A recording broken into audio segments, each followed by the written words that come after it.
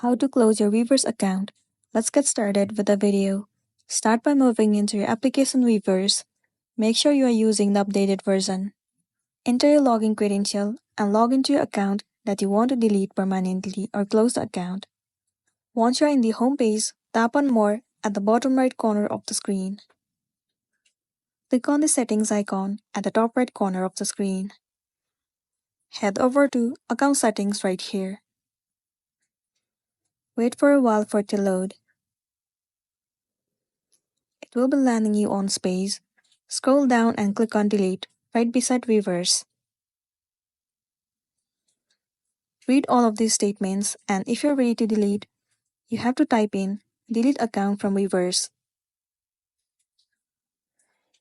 Once you are done, simply click on Delete account from Weverse, and then your account will be closed successfully.